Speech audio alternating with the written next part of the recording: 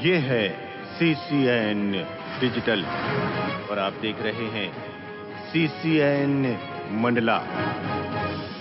EOW ने मंडला में एक पूर्व दैनिक वेतन भोगी के आवास और उसके कई ठिकानों में छापामारी कर करीब 3 करोड़ रुपए से अधिक की संपत्ति का खुलासा किया है। आरोपी शिवकुमार झरिया, जो कि पूर्व में दैनिक वेतन भोगी नगर परिषद बिछिया और कैशियर मनरेगा मोहगांव जनपद में रहते हुए आर्थिक अनियमितताएं कर आय से अधिक संपत्ति अर्जित की है।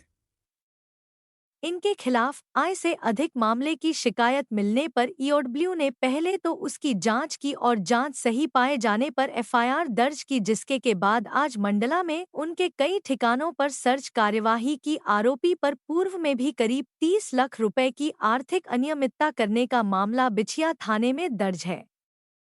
ईओडब्ल्यू ने अपनी सर्च कार्यवाही के दौरान एक भवन, 4 रहवासी प्लॉट, 12 बीमा पॉलिसी, 2 एफडीआर का खुलासा किया है। आरोपी ने शिवांगी ट्रेवल्स नाम की कंपनी भी बनाई, जिसका वह खुद डायरेक्टर था। इस कंपनी के नाम पर 4 वाहन में Innova, Crysta, MG Hector, Gloster वाहन शामिल है।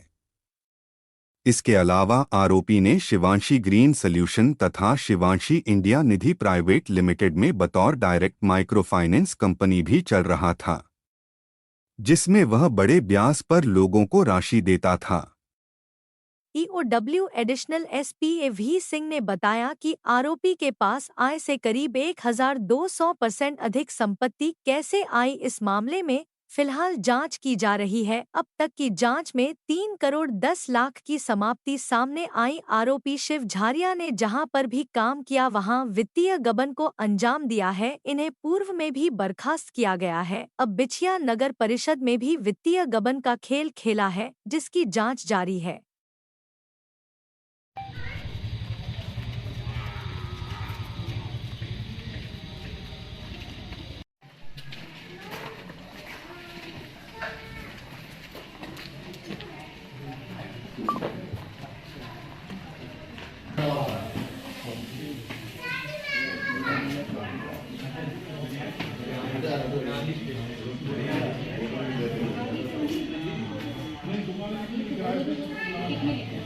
मैम वही तो लेंगे था।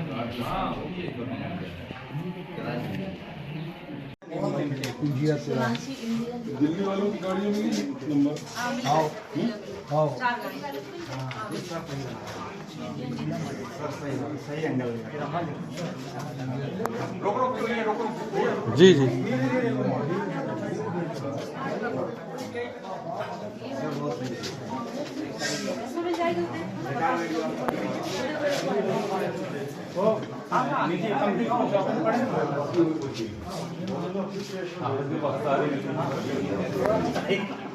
ये रिटायरमेंट के बाद तुम्हारी ईओडब्ल्यू ने आज कार्रवाई की है, क्या है पूरा मामला?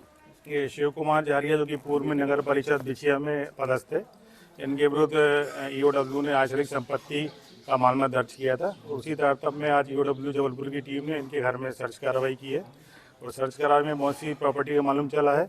अचल संपत्ति भी है, बैंकों में भी बहुत सी पासबुकें मिली हैं और अन्य जगह में भी इन्होंने एफडी वगैरह की है और कुल मिला के 3 करोड़ 10 लाख की संपत्ति इनके पास अवैध रूप से पाई गई है। सर, ये किस तरह का मामला है बताइए? संपत्ति जो अर्जित की गई है माइक्रो किस तरह से?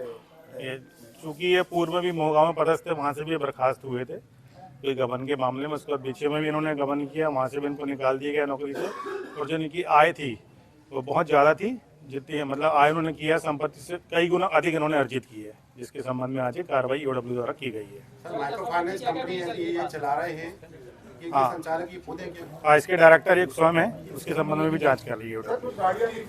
गाड़ियाँ भी हैं, दिल्ली में भी 4 इनकी गाड़ियाँ चल रही हैं, जिसके ये ट्रेवल्स के मालिक हैं, जो एक इनके नाम से, 3 इनके भाई के नाम से, और कुछ गाड़ियाँ यहाँ भी मिली हैं इनकी। और कहाँ ऑफिस है सर इनके? बमनी में भी है इनका ऑफिस, नारायणगंज में भी है और यहाँ मंडला में भी ऑफिस है इनका, और एक घर के ऊपर भी इनके 2 ऑफिस है यहाँ पे।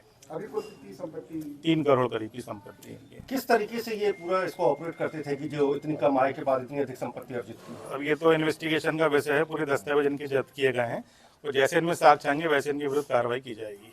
चल संपत्ति में क्या क्या है इनके पास? वाहन, इनके पास वाहन है और प्लॉट है, मकान है और कुछ 4 वाहन इनके जो क्रिस्टा इनोवा है वो दिल्ली में भी चल रही है ट्रेवल्स के रूप में। सर कितने प्लाट हैं इनके पास में और 3 प्लाट है, 2 मकान है। कैश कितना मिला है इनके पास? कैश नहीं मिला है लेकिन बैंकों में बहुत सी राशि, इसका पता किया जा रहा है अभी। Okay, thank you. 35-40 सेकंड थोड़ा ज़्यादा होना है, निकाल देते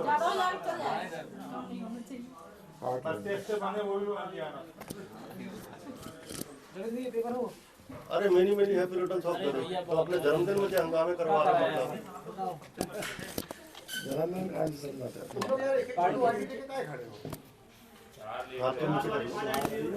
ज़्यादा आईडी पकड़ के खड़े होंगे, भीड़ कम करो, पीछे का सब लोग पाने इसको दे दो ना, इसको दे दो ना, इसको दे दीजिए, पकड़ लेंगे। आईडी सब रख दो, कॉलर माइक एक बस लगा दो, बहुत ज्यादा और बैठ जाते ना तो सब आइटम कोई चीज नहीं।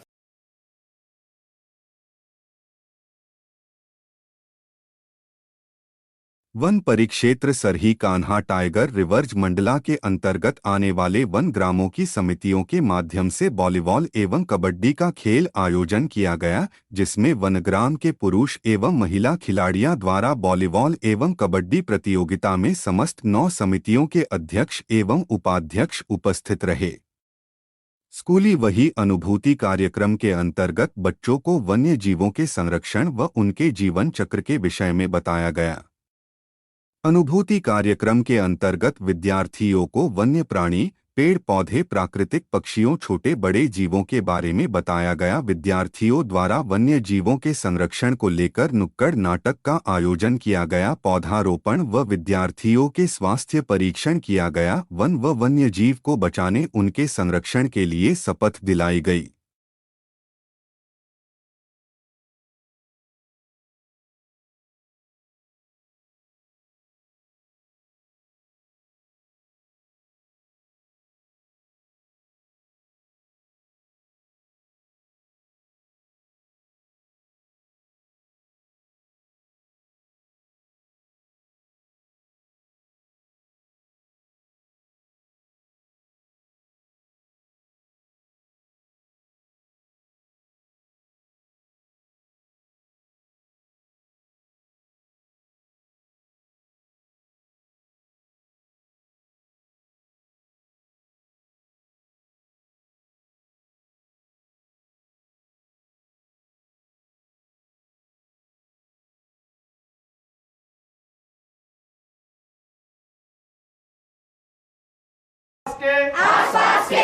अंडरवियर बनियान पहने और वो मोर अंडरवियर बनियान कई दिन तक नहीं धोए हो, कहाँ जाने दिखते नहीं दिखे ना, अब वो फटे है कि बिल्कुल नए है, क्या पता खराब चीज को अंदर कर देते हैं।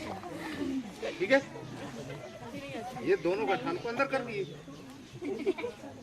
और ये दो सिरा बचे, इनको बांध दो जी।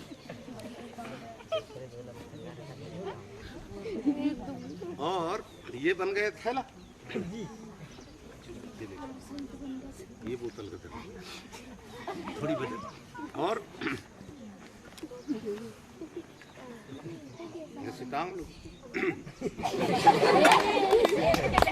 और शासन के द्वारा किसानों को समृद्ध बनाने के लिए उन्हें कृषि ऋण दिया जाता है, जिसमें खाद, बीज, कृषि यंत्र पर ऋण दिया जाता है। कुछ किसान ऐसे होते हैं जो समय पर ऋण नहीं चुकाते हैं, ऋण की छूट की रास्ता देखते उनका ऋण बढ़ जाता है। ऐसे ही बैंक के महाप्रबंधक द्वारा बताया गया कि कितने प्रकार से कृषि ऋण किसानों को दिए जाते हैं, किसान कैसे ऋण का उपयोग करके समृद्ध हो सकते हैं।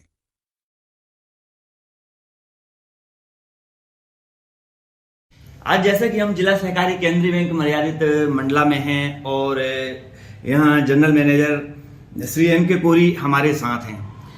हम ये देखते हैं कि किसानों में यह भ्रांतियाँ होती हैं कि जो ऋण किसान लेते हैं, अधिकतर किसानों को देखा गया है कि वह ऋण नहीं पटाते हैं, क्योंकि शासन की ऐसी अनेकों योजनाएं आती हैं जिसमें ऋण को माफ कर दिया जाता है और वह उसी का रास्ता देखते रह जाते हैं। लेकिन यह देखा गया है कि इन ऐसे किसानों का ऋण बढ़ता चला जाता है और एक दिन किसान धोखा खा जाते हैं। सर, आपका CCN परिवार में बहुत बहुत स्वागत है। सर, जैसा कि किसान ऋण लेते हैं और क्यों आवश्यक है उन्हें ऋण पटाना? सरकार द्वारा किसानों की सुविधा के लिए फसल ऋण के अंतर्गत 0% में 1 साल की अवधि के लिए ऋण उपलब्ध कराना सुनिश्चित किया गया है, जो अभी वर्तमान में 3 लाख तक किसान 0% में लोन लेते हैं और उनकी समय अवधि जैसे खरीफ लोन में लेते हैं तो 15 मार्च तक जमा करना है और रबी के सीजन में लेते हैं तो 15 जून तक जमा करना होता है। यदि वो समय में जमा नहीं करते तो वो कालातीत की श्रेणी में आ जाते हैं, जिससे जो 0% की योजना शासन से प्राप्त हो रही है वो उनको नहीं मिल पाती है। इसलिए मैं किसान भाइयों से आग्रह करूंगा कि वो समय में जिला सहकारी बैंक की अंतर्गत समितियों से लोन प्राप्त करके और समय में राशि जमा करें और 0% का लाभ उठाएं। इसके अंतर्गत हमारे द्वारा ट्रैक्टर लोन, मध्यावधि 3 वर्ष, 5 वर्ष, थ्रेशर, ट्राली आदि के लिए भी लोन दिया जाता है। सर, जैसा कि देखा गया है कि किसानों को कृषि यंत्र होते हैं उसके लिए लोन मिलता है। यह लोन जो इन्हें मिलता है तो वह राशि मिलती है या फिर इस पे इन्हें वस्तुएं ही मिलती हैं? यंत्रों के लिए जो लोन दिया जाता है वो कोटेशन के आधार पर प्राप्त होता है और जिस एजेंसी से उनके द्वारा कोटेशन जमा किया जाता है उस एजेंसी को ही राशि का भुगतान किया जाता है। यह लोन अधिकतम कितना मिलता है इन लोगों को? ट्रैक्टर के लिए 10 लाख है, 12 लाख है, बाकी जिसकी जो कीमत है उतने 3 लाख है, 5 लाख, 2 लाख, जो सामग्री की जितनी कीमत रहेगी उसके आधार पे उनको मिलता है। सर, इस पे जैसे 10% हिस्सा राशि उनको जमा करना पड़ता है। जी, तो सर इस पे किसानों को क्या छूट मिलती है लोन पे? जैसे किसान हैं, कृषि के लिए भी छूट मिलती है, तो इस क्या प्रावधान है? टर्म लोन में तो छूट ये है कि उनकी आवश्यकता की चीज़ मिल नहीं पाती तो बैंक से लोन लेने में जो उनको ज़रूरत है, जैसे कृषि यंत्र से संबंधित ज़रूरत है, ट्रैक्टर ज़रूरत है, तो उनको आसानी से उपलब्ध हो जाएगा और इनकी जो ब्याज की राशि है वो तो जमा करना ही पड़ेगा, मूलधन और ब्याज। जी सर, जैसा कि देखा गया है कि किसानों को ये तो हो गया जो कृषि यंत्र होते हैं, कृषि यंत्र पे यह लोन मिलता है। ऐसे भी जो किसान होते हैं जो हर साल अपनी फसल के लिए लोन लेते हैं, तो यह राशि कितनी मिलती है किसानों को और किस चीज़ के लिए मिलती है? फसल के लिए हमने बताया, जैसे गेहूँ बीज भी मिलता, धान बीज मिलता, खाद मिलता, नगद भी मिलता। अभी हमारी नीति के अनुसार टोटल 3 लाख तक का लिमिट स्वीकृत है और इस साल वित्त मंत्री द्वारा कृषि लोनों के लिए 5 लाख की सुविधा उपलब्ध कराई है, जो आगामी वर्षों में 5 लाख तक की सीमा हो जाएगी। लेकिन अभी वर्तमान में 3 लाख के तक के लिए, जिसमें 75% नगद के रूप में दिया जाता है और 25% दिया था खाद और बीज के रूप में। इसमें भूमि कितनी होना चाहिए किसानों की? भूमि हेक्टेयर के हिसाब से, मान लो किसी की 2 एकड़ है, 1 एकड़ है, तो भी उनको उस हिसाब से मिल जाता है। सिंचित एरिया में फसल ऋण में 1 हेक्टेयर में 38,000 रुपये रहती है और असिंचित में 36,000 रुपये, जिसके मान से जितनी ज़मीन बढ़ेगी तो अधिकतम 3 लाख तक हम उसका लोन दे सकते हैं और कम होगी तो उस कम से कम भी दे सकते हैं, पर कम से कम आधा हेक्टेयर से ऊपर होना चाहिए। सर, किसानों ने जैसे लोन लिया तो उन्हें वह लोन पटाना कब तक के लिए रहता है कि वो कब तक पटाएं? उसकी कोई समय अवधि होती है? समय अवधि मैंने इसके पूर्व बताया था कि खरीफ सीजन में हमारा खरीफ सीजन 1 अप्रैल से 30 सितंबर तक चलता है। 1 अप्रैल में यदि पैसे लेते हैं तो उसको 15 मार्च तक जमा करना पड़ता है और रबी सीजन में 1 अक्टूबर से लेके 31 मार्च तक वितरण होता है। उसकी जून पटाने की किस्त 15 जून रहती है। सर, शासन की अनेकों योजनाएं आती हैं या ऐसा भी देखा जाता है कि अनेकों बार लोन माफ़ कर दिए जाते हैं, तो ऐसी स्थिति में बहुत से किसान जो होते हैं लोन नहीं पटाते हैं कि हमारा लोन माफ़ हो जाएगा। ऐसे किसानों के लिए क्या संदेश है? ऐसे किसानों को हमारे द्वारा, हमारे समिति में कार्यरत मैनेजर द्वारा, अधिकारी कर्मचारी द्वारा हमेशा समझाइश दी जा रही है कि भाई कर्जा पटाने के लिए यदि आप टाइम पे नहीं पटाएंगे तो ये कर्जा ब्याज, आपका मूलधन ब्याज बढ़ता जाएगा। फिर एक स्थिति ऐसी आ जाती है कि आदमी बिल्कुल सक्षम नहीं हो पाता और उस पैसे को जमा कर पाए। इसके कारण वो उसको लोन नहीं मिल पाता है। अतः हम तो ये आग्रह करेंगे किसान बंधुओं से कि टाइम पे पैसा लें, टाइम पे जमा करें। जब कोई योजना आती है तो वो तो खुद तिथि निर्धारित करते हैं कि कब से माफ़ी होगी या नहीं होगी, तो उस हिसाब से फिर वो यदि जिस किसान का पैसा उस अवधि में रहेगा तो वो तो सारा माफ़ होगा। उसको नहीं पटाने से कोई वो नहीं रहता। उसको समय में कर्जा लीजिए, समय में पटाइए, जब जैसी स्थिति आती है उसके अनुसार आप कार्य करें। सर, इस पे कुर्की की भी कोई प्रावधान है क्या? हाँ, इसके कुर्की की भी डिमांड नोटिस जारी किया जाता। फिर धारा 64, धारा 84 के अंतर्गत पंजीयन सहकारिता विभाग को प्रकरण सौंपे जाते हैं। फिर वहाँ से डिग्री मिलने के बाद कुर्की प्रक्रिया। अभी तक तो ऐसी स्थिति मेरे कार्यकाल में कभी आई नहीं है कि किसी की कुर्की करना पड़ा हो। सर, अभी देखा गया है कि जो अभी उपार्जन केंद्रों में फसलें आती हैं, किसान अपनी फसलें लेकर जाता है, तो क्या जो किसान ऋण पे रहता लेते हैं तो क्या जो फसल वो बेचते हैं तो उस पर भी क्या उनकी कटौती होती है? हाँ, बिल्कुल कटौती होती है, क्योंकि शासन का नियम है कि लेकर जाता है। तो क्या जो किसान ऋण पे रहता लेते हैं तो क्या जो फसल वो बेचते हैं तो उस पर भी क्या उनकी कटौती होती है? हाँ, बिल्कुल कटौती होती है, क्योंकि शासन का नियम है कि जो किसान कर्ज लिया, मान लो किसी किसान के ऊपर 1 लाख का कर्जा और यदि उसने 2 लाख की धान बेची तो 1 लाख रुपए तक की कटौती हो जाएगी। और यदि 1 ही लाख की धान बेची तो 50,000 की कटौती उसकी होगी। 50,000 उसको वर्तमान में दिया जाएगा, फिर बाकी का 50,000 वो जब समय आएगा, ड्यू किस्त आएगी, उस समय उसको जमा करना होता है। तो सर, यह भी देखा गया है कि जो बहुत से किसान होते हैं जिनके पास असिंचित जमीन होती है और चूंकि लोन उनके ऊपर चढ़ जाता है, कर्ज उनके ऊपर चढ़ जाता है, तो किसान परेशान होते हैं, फसल समय पे नहीं आ पाती, तो इसके लिए कुछ उनको समय पे छूट दी जाती है। हाँ, फसल ऋण में अभी गत 2-3 वर्षों से लगातार इसमें समय में वृद्धि की गई है शासन के द्वारा। खरीफ ऋण की किस्त तो अप्रैल, मई, जून तक भी गई है, तो इनको समय में सरकार द्वारा ही निर्धारित की जाता है, जिसका पालन हमारे द्वारा किया जाकर उन किसानों को उसकी छूट भी दी गई है। सर, किसानों के लिए कोई ऐसा संदेश देना चाहेंगे कि जो ऋण तो लें लेकिन समय पे ऋण पटाएं और एक अच्छा जीवन अपना बगैर टेंशन का, बगैर कोई दबाव का जीवन व्यतीत करें, ऐसा कोई आप संदेश? मैं किसान भाइयों से यही आग्रह करूंगा कि हमारे बैंक से संबंध सभी समितियों में जुड़कर ये कृषि ऋण के अलावा अन्य ऋण भी प्राप्त कर सकते हैं। पर्सनल लोन भी जो कर्मचारी हैं, बंधु हैं, उनको पर्सनल लोन 5 लाख तक का दिया जाता है। ज़्यादा से ज़्यादा लोग जुड़े, लोन लें। डिपॉजिट का जो हमारे FD का रेट भी है जो अन्य बैंकों की तुलना में अधिक ही है, तो हमारे बैंकों में डिपॉजिट भी करें और ज़्यादा से ज़्यादा लाभ प्राप्त करके अपने क्षेत्र की सहकारी बैंक को उन्नत बनाएं, जिससे सहकारी बैंक समितियों का भी विकास हो सके और आप लोगों का भी समय में काम हो सके, जिससे आपका भी विकास हो सके। यही मैं उन लोगों से आग्रह करना चाहता हूँ।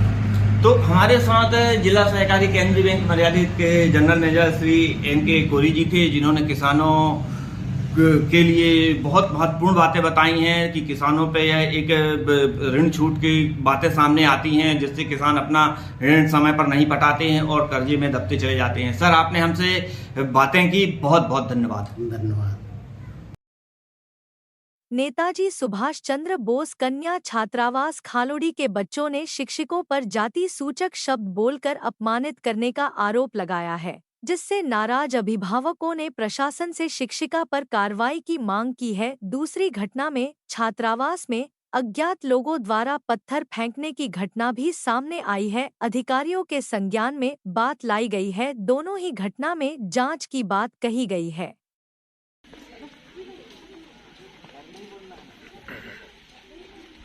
कौन सा स्कूल कम लोग चलो पॉज करके आगे कब से बनना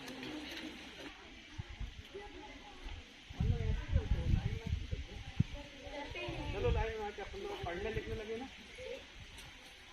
2 लाइन में चलो सब की गाड़ी चला।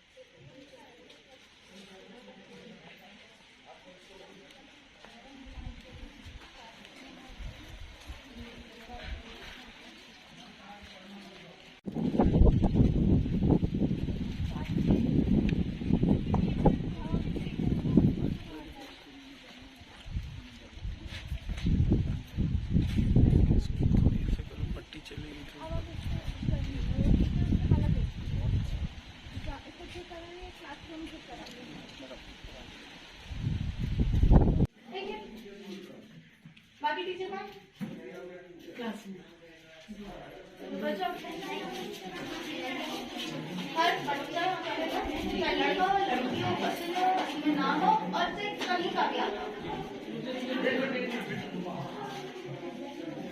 किसी धर्म का हो, किसी समाज का हो, कोई फर्क नहीं पड़ता। और अगर तुम्हारे एक बार का केस है, ठीक है, और वार्डन से क्या तुम्हारी नहीं हुई है, कुछ भी दिक्कत नहीं हुई, बट इसका ये दिक्कत होती है हमारी। तो ज्वाइन की स्टार्टिंग में वो शुरुआत की बात थी, उस समय शादी क्यों नहीं दिया था? तुम कौन हो यहाँ पे रुकने वाली? रुकी नहीं थी मैं। अब चुप करके काम करिए अपना, काम ना दिखना चाहिए। अब बताइए बच्चे ऐसे पढ़ेंगे क्या? 10 दिन बाद इनका परीक्षा है,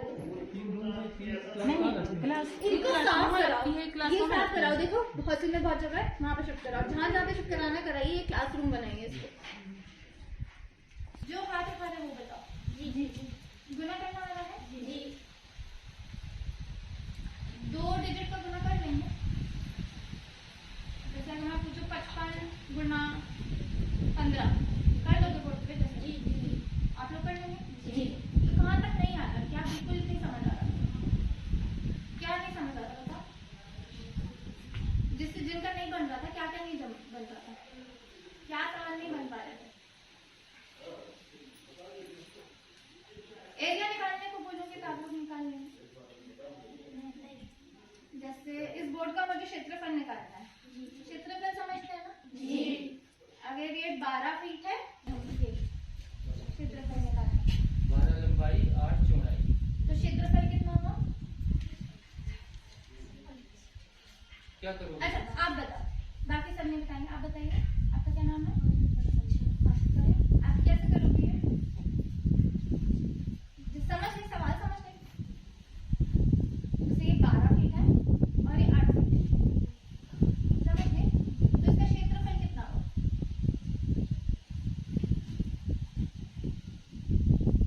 अभी नहीं भी जम रहा तो कैसे निकालोगे ये बताओ? किसी को मालूम है आप लोगों को? हाँ खड़े हो। जिन्होंने हाथ खड़ा किया था ना वो बताओ, आप बताइए। बताओ कैसे निकालोगे? सवाल समझ गया? क्या है सवाल? हाँ, और चौड़ाई कितनी? 8। तो क्षेत्रफल कितना? अच्छा जोड़ेंगे, घटाएंगे, गुना करेंगे, क्या करेंगे ये बताओ? आप बताओ। गुना करेंगे, कैसे करते हैं गुना?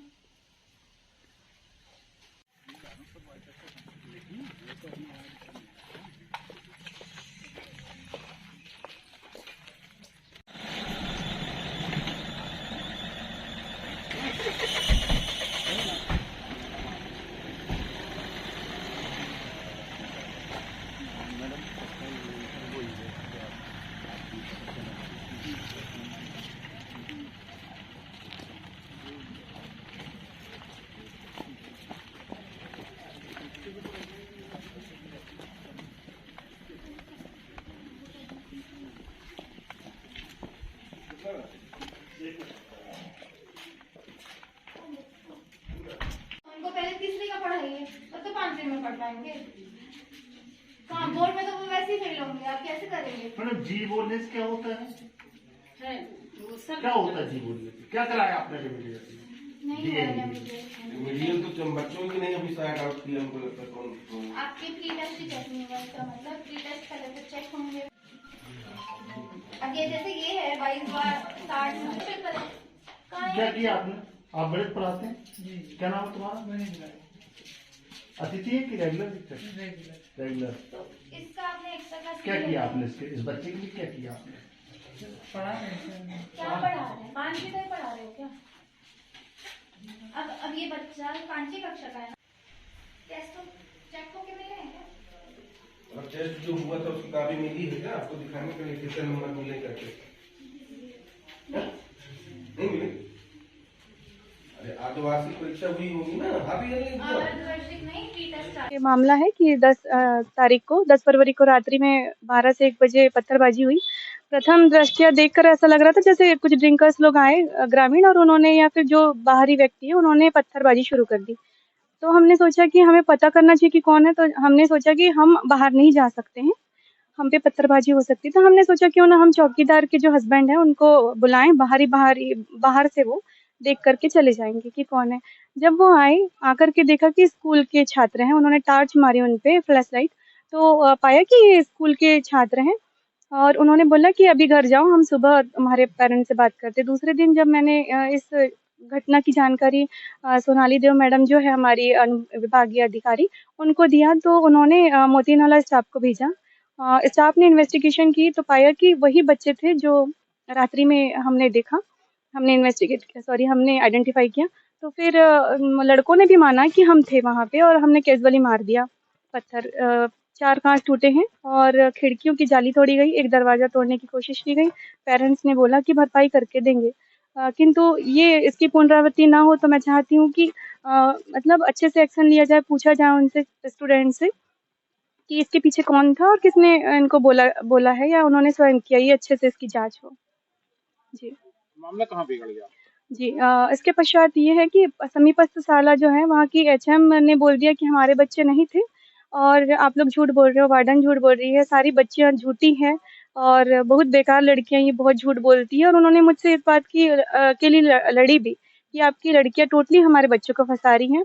और उन्होंने अपने जितने भी बच्चे थे शाला के, उनको एक शब्द भी नहीं डांटा और समीपस्थ हॉस्टल होने के बावजूद भी वो सूद लेने तक नहीं आई और ना ही कोई शिक्षक सूद लेने के लिए आया। जी। बच्चों को कुछ आरोप लग रहे हैं, क्या बताया बच्चों ने? हाँ, बच्चियों का कहना ये है, हमेशा वो कहते आ रहे जब से मेरी पोस्टिंग हुई कि मैडम कहती है कि कभी भी बोल देती है गणिन बैगिन हो तुम, रोड सुधर जाएंगे, गोंड बैगा नहीं सुधर सकते हैं। और जो कुशराम सर हैं, जो वरिष्ठ शिक्षक हैं, उनके द्वारा ये कहा जाता है हॉस्टल की लड़कियों की कॉपियों में लाल स्याही लगा करके ज़िंदगी बर्बाद कर दूंगा और पेरेंट्स लोग भी नहीं बचा सकते हैं। और मैडम का तो ये है कि मैडम जो है हमेशा ही बच्चों को कुछ न कुछ जाति सूचक शब्दों का उपयोग करती आई है और बच्चे रोते-रोते मेरे पास में आकर के इसकी जानकारी देते रहते हैं हमेशा। आज बच्चे स्कूल नहीं गए। जी। कारण? इसका कारण यही है कि डेली उनको कुछ न कुछ बोला जाता है। अगर वो ऐसी ही घटना का शिकार होते रहेंगे और डेली उनको ऐसे ही बोला जाता रहेगा, तो कैसे वो स्कूल चले जाएगी, क्योंकि डेली मैडम उनको डाँट-डपट करके बात करती है। और शाला की अन्य शिक्षक, जैसे हमारे यहाँ एक अतिथि है, मेरे यहाँ बच्चियाँ बताई हैं छात्रावास की, कि जो लोकेश गेस्ट है, अतिथि होने के बावजूद वो कहता है कि आप जाओ अपने माता-पिता से कॉपी चेक करवा के आओ। तो बच्चों ने मुझे इन सब चीज़ की जानकारी दी है। जाति सूचक शब्दों का प्रयोग किया गया, जिससे बच्चे 2-3 दिन से हॉस्टल में बंद थे, स्कूल नहीं जा रहे थे। आज आप लोग आए यहाँ पे, क्या कार्रवाई होगी शिक्षकों की? तो हम लोग अभी जांच में आए थे और हम लोगों ने बच्चों से भी बात की, सभी बच्चों से, हॉस्टल वालों से भी और स्कूल वालों से भी। तो इस पे हम लोग पहले तो बच्चों के स्टेटमेंट ले रहे हैं, इनफैक्ट पुलिस भी स्टेटमेंट ले रही है और डिपार्टमेंट से भी लोग स्टेटमेंट्स वगैरह ले रहे हैं। और अगर ऐसा कुछ निकल के आता है तो प्रशासनिक कार्रवाई भी होगी और अगर कुछ लीगल उसमें भी आता है तो उसकी कार्रवाई भी पुलिस करेगी। बच्चे तो मीडिया के सामने बोले हैं कि हमको जाति सूचक शब्दों का उपयोग किया, जिससे हम लोग कहा इसलिए स्कूल नहीं जा रहे हैं। हाँ, वो इसीलिए आज हम लोग आए थे। अभी बच्चे तो तैयार हो गए हैं स्कूल जाने के लिए, बट वो आपको पता है जैसे पुलिस उनके स्टेटमेंट अभी भी ले ही रही है और हम लोगों ने पूरे खुद से भी स्टेटमेंट्स जो ले लिए, हम उसकी रिपोर्ट लेके फिर कार्रवाई के लिए प्रस्तावित करेंगे। उस पे 2 तरीके की हम लोग कार्रवाई कर रहे हैं। एक तो प्रशासनिक कार्रवाई, क्योंकि अगर ऐसा है और वो पढ़ाई पे भी ध्यान नहीं दे रहे और इनफैक्ट ये सब हो रहा है, तो प्रशासनिक कार्रवाई में उन पे इंक्वायरी करके या तो जो भी एडमिनिस्ट्रेशन उन पे एक्शन लेगा वो है। एंड अगर कुछ ऐसा भी आता है कि उन्होंने जाति सूचक शब्द इस्तेमाल किए हैं, तो पुलिस अपनी कार्रवाई अलग कर रही है। तो अगर उसमें कुछ निकल के आता है तो वो अट्रॉसिटीज़ के तहत मामला करेंगी।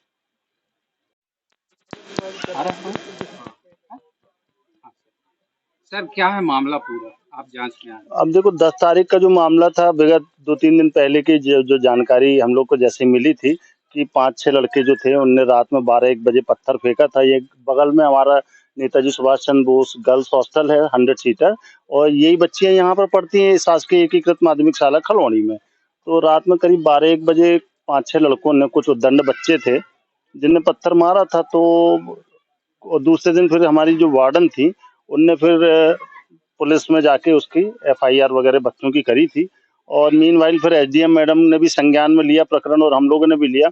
आज हम लोग इसकी जांच करने आए थे, सवेरे से एसडीएम बिछिया भी आई थी यहाँ पर।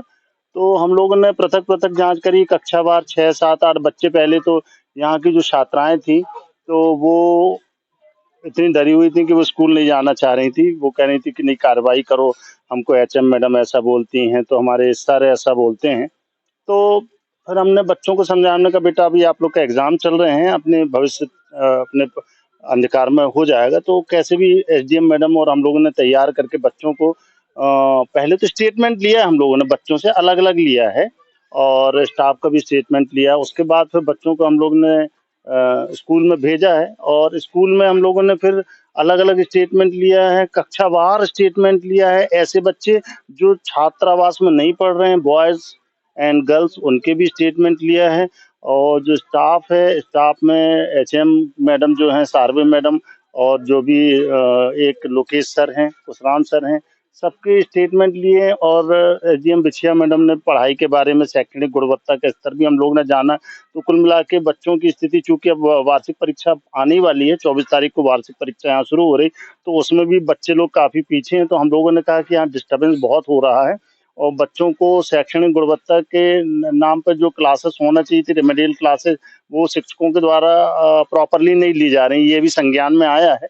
दूसरी बात, जो मुद्दा जो उठाया था, जांच का मुद्दा था ये, तो इसमें अभी हम लोग ने प्राथमिकता के तौर पे इसको, क्योंकि माननीय कलेक्टर महोदय और सीओ सर ने बोला था कि इसको अपन लोग को प्राथमिकता से, चूंकि बच्चों के कुछ जातिवाचक शब्दों का इस्तेमाल करने जैसे एक आरोप लगे हुए थे, तो हम लोगों ने अभी विवेचना की है। और प्रथम दृष्टया अभी हम लोग ने ये पाया है कि जो भी छात्र हैं, जो छात्राएं हैं, जिनके ऊपर ऐसे जिनने ये कहा कि हमारे ऊपर जातिवाचक शब्दों का प्रयोग किया है, तो हम लोगों ने जो पृथक पृथक जो विवेचना करी है, उसमें ये पाया है कि कभी जैसे कुछ झाड़ू पोंछा, कभी कोई नई स्वीपर आया या फिर झाड़ू लगाने कोई बाई नहीं आई, तो बच्चों से कहा गया है कि चिल्ला के कहा गया। तो मैंने मैडम को कहा कि नहीं मैडम, आपको ऐसी भाषा का प्रयोग नहीं करना चाहिए। हालांकि विस्तृत विवेचना अभी हम लोगों ने करी नहीं है, और लेकिन निष्कर्ष के तौर पे हम ये कह सकते हैं कि चूंकि 100 बच्चों के भविष्य का सवाल है और बच्चे चूंकि रो रो के हमको ये बता रहे थे कि सर मैडम ऐसा कर रही, वैसा कर रही, तो प्रथम दृष्टया हम लोग जो प्रशासनिक कार्रवाई के तौर पर मैडम का स्थानांतरण करने के लिए हम लोग यहाँ से अभी एसडीएम मैडम को अभी यहाँ से आवेदन कर देंगे और 1 या 2 दिन में हम ये कार्रवाई कर देंगे। और जो भी शिक्षक इसमें लोकेश हैं और कुशराम सर हैं, उनको भी हम लोग स्पष्टीकरण लेके जो भी प्रत्युत्तर होगा उसके हिसाब से कार्रवाई करेंगे। स्कूल जैसे संस्थान में जाति सूचक शब्दों को नहीं, सरासर गलत है ऐसा। ये बहुत गलत मैसेज आता है। और इसके हमारे साथ साथ पुलिस डिपार्टमेंट भी हमारे साथ आए हैं, बताना चाहूंगा, जैसे एसडीएम मैडम ने भी बताया था। तो पुलिस भी कार्रवाई करेगी, जो भी धाराएं होंगी, जो भी न्याय संगत धाराएं होंगी, तो उसका प्रयोग किया जाएगा और जो भी पनिशमेंट होगा वो मिलना चाहिए दोषियों के खिलाफ। मेरा नाम है गणेश मरावी, मैं खुदराही से हूँ। मेरे बच्ची यहाँ 8वीं क्लास में पढ़ता है जी। तो यहाँ जो है शिक्षकों के द्वारा एक सार्वे मैडम करके हैं, उसके द्वारा जो है जाति सूचक गाली दिया है करके बोल रहे थे। तो उसको मैं बताया आपको?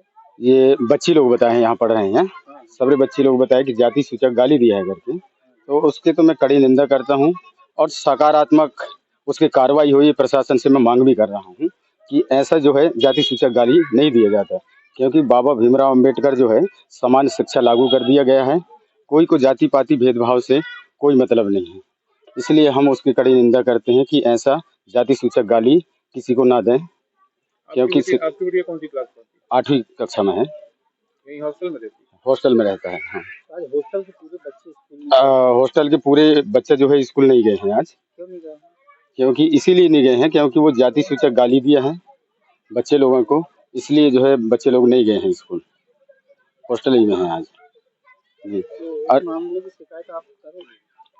और शिकायत तो होगी सर, क्यों नहीं होगी, क्योंकि देखिए, और दूसरी चीज़ यहाँ के टीचरों में जो है इतना बड़ी मतभेद है, एक दूसरे के खिलाफ इन लोग अलग के सरभार हम छोड़ दिए हैं। और इस टाइप के लोग हॉस्टल का अलग है, जो वार्डन है, सहायक वार्डन है, इनका अलग रणनीति है। और यहाँ जो प्राथमिक माध्यमिक शाला के हैं टीचर लोग हैं, उनका अलग कहना है, इन अपने अपने पल्ला झाड़ते हैं। तो हम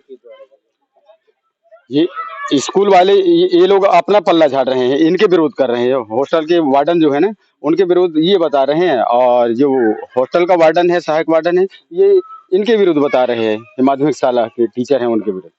तो हमारे बच्चे को क्या मैसेज जाएगा, क्या संदेश देंगे जब इस टाइप के ये लोग होंगे? तो नहीं, मामला तो बच्चों का है जो आज इसी वजह से नहीं गए हैं स्कूल तो आज, क्योंकि ये जाति सूचक गाली दिया है बच्चे लोगों को, इसलिए वो लोग लामबंद हो गए हैं स्कूल जाने के लिए। सारे बच्चे हॉस्टल में बंद हैं, नहीं गए हैं आज। तो आप तो बच्चे के पिता हैं? जी बच्ची के। जी जी। तो आप क्या चाहते हैं? कार्रवाई होना चाहिए सर, क्योंकि जाति सूचक गाली दिया है वो, उसके विरुद्ध जो है कार्रवाई होना चाहिए, क्योंकि इससे जो है सामने वाले को भी सीख मिलेगा। ऐसे भविष्य में किसी को नहीं बोल पाएंगे। और यहाँ पर जो है किसी ने अपने मन से नहीं भरा, उनकी पोस्टिंग आई है, उनको ऑर्डर किया गया है, कलेक्टर सर ने ऑर्डर किया है, किसी मन से थोड़ा ना भरा। यहाँ आवेदन से थोड़ी ना होगा, क्वालिफिकेशन तो होनी चाहिए ना। किस आवेदन देने से थोड़ी ना अधीक्षक बना देंगे, क्या पढ़ाएगा बच्चे को, उसकी तो प्रॉपर क्वालिफिकेशन है। मेरा नाम ललती मरावी है। क्या है पूरा? तो यहाँ आज स्कूल में मेरी बच्ची से मिलने आई थी, मैं यहाँ पढ़ रही है, तो पता चला मेरे को कि 2 दिन पहले यहाँ पत्थरबाजी कुछ हो दंगा हुआ है। तो बोल रहे हैं ये स्कूल में मैडम सर जो भी हो, रोज दिन तो देखने नहीं आते हम लोग, लेकिन आज आए हैं तो बता रहे हैं कि जाति से लेकर हमको गाली देते हैं और पेपर में लाल स्याही कट कर देंगे, फेल कर देंगे, ऐसे बोलते हैं। हमको सुन के अच्छा नहीं लग रहा है। कुछ भी चेक करवाना है तो अपने माँ बाप से जाके कराओ, ऐसे बोल रहे हैं। तो स्कूल में है तो हम स्कूल के मैडम सर हैं, ऐसे करके हम भरोसा में रहते हैं। रोज रोज तो नहीं आते, लेकिन सप्ताह में 1 आध बार आ जाते हैं देखने के लिए। बच्ची से मिले हैं सर, यही बोल रहे हैं कि ऐसे हुआ, वैसे बोलते हैं, ऐसे करके सब डरे हुए हैं सारे बच्चे लोग कि सर मैडम लोग सर हमको फेल ना कर दें, ऐसे करके बोलते हैं, डरते हैं बच्चे। अब छोटे छोटे हैं तो डरेंगे जो, तो बात सुनकर।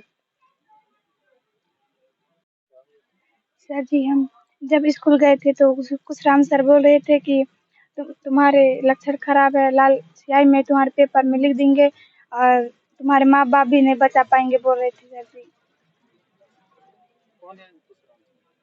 वो बैठे हैं सर जी उधर। जी।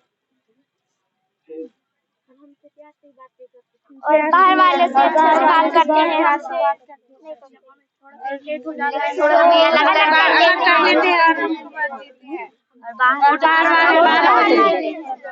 और बाहर वाले 12 बजे आते हैं तो भी कुछ नहीं बोलते, हम इसको बोलते हैं। और टेस्ट में बाहर वाले की कॉपी चेक करते हैं और होटल वाले को बोलते हैं कि जाओ अपने माँ बाप से चेक करवाना, बोलते हैं कॉपी को सर जी। और हॉस्टल में स्कूल लगा लेने के लिए बोलते हैं। 2 मिनट लेट हो गए थे तो बोल रहे थे कि जाओ अपने हॉस्टल में स्कूल लगाना है, मत आना, बोल रहे थे सर जी। नहीं पुराना बुक ले लेना, और लोगों को तो बुक भी नहीं मिली सर जी। जब घर में बताते हैं तो डांटते हैं हम लोगों को। बुक भी नहीं दिए हैं? नहीं, पुराना वाला दे, पुराना वाला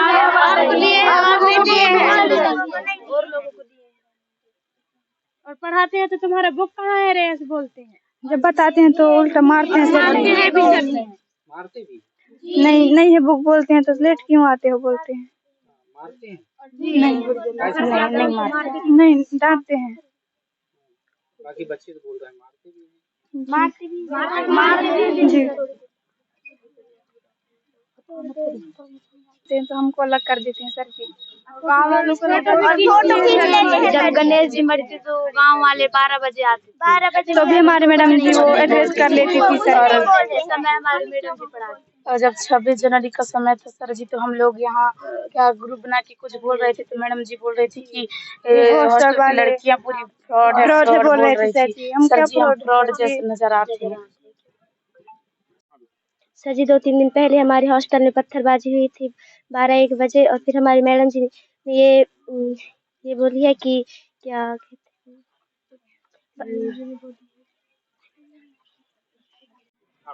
दो तीन दिन पहले जो 12 और 1 बजे के बीच की घटना है रात की।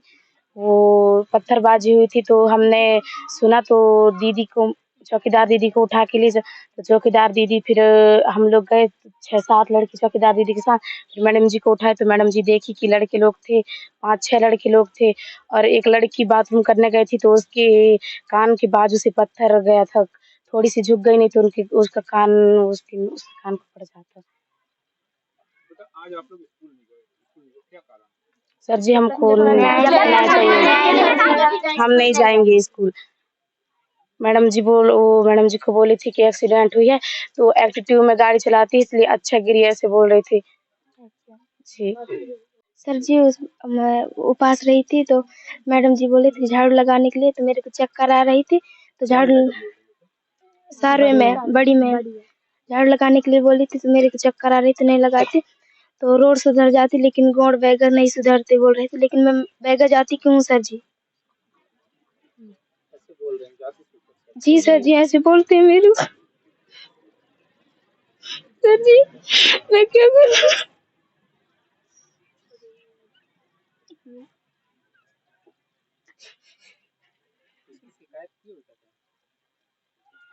नहीं सर जी।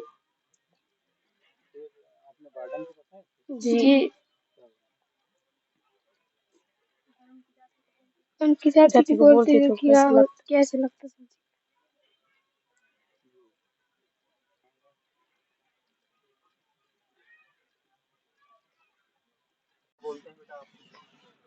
हॉस्टल में क्लास लगाने बोलते हैं सर जी। लेट हो जाते हैं तो बोलते हैं सर जी, अलग कर देते हैं सर हम लोगों को। और गांव वाले आते हैं लेट से तो बोलते हैं सर जी कि अब तुम्हारे लिए तो पूरा दिन ही हॉस्टल कि स्कूल लगे वो, और उन लोगों को कुछ नहीं बोलते, हम ही लोग को बोलते हैं सर जी।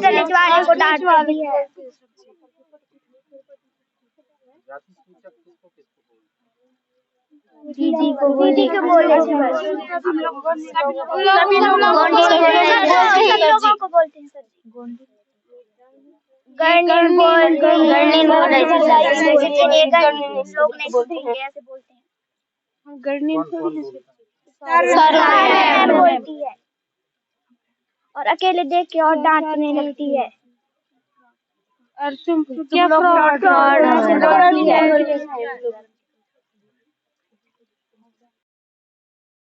2001 के बाद शासन द्वारा आदेश जारी हुए थे कि 2 से अधिक किसी भी शासकीय अधिकारी कर्मचारी की संतानें होंगी वे शासन की कार्यवाही के घेरे में होंगे। ऐसे आदिवासी वित्त विभाग कार्यालय सहायक आयुक्त को शिकायत मिल रही थी कि विभाग में ऐसे भी अधिकारी कर्मचारी हैं जिनकी 2001 के बाद तीसरी संतान ने जन्म लिया है, वे शासन को जानकारी दिए बगैर नौकरी कर रहे हैं। इसी तारतम्य में सहायक आयुक्त वंदना गुप्ता द्वारा जांच हेतु आदेश दिए गए हैं।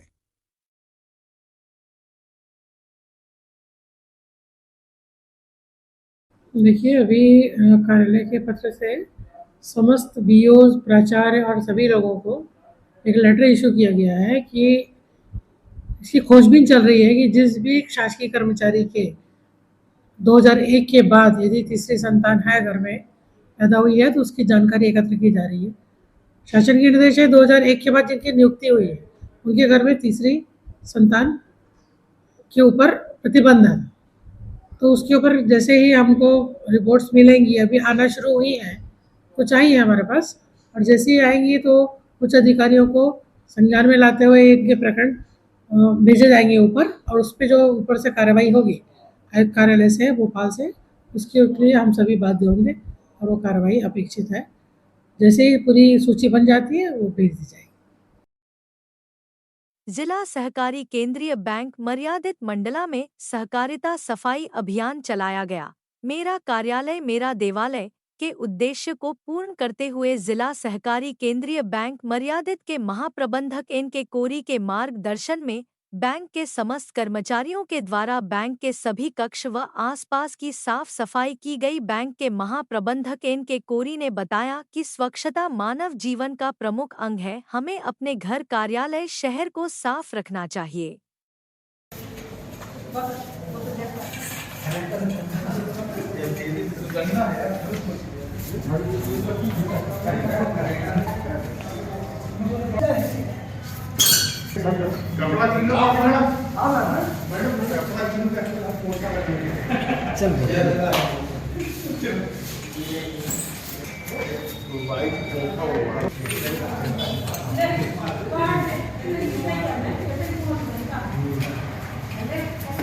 ये पोछा वाला फोटो खींचो भैया, लगा रही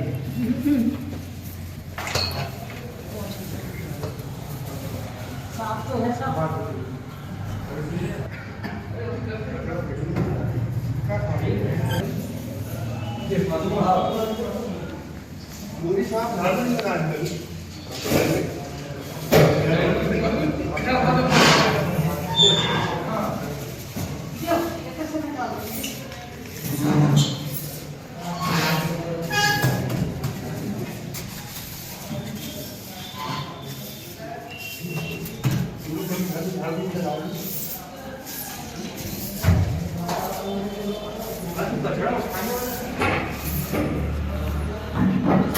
सर, आज देखा गया है कि समस्त कर्मचारियों के साथ आपने भी कार्यालय को साफ स्वच्छ किया है, क्या उद्देश्य है?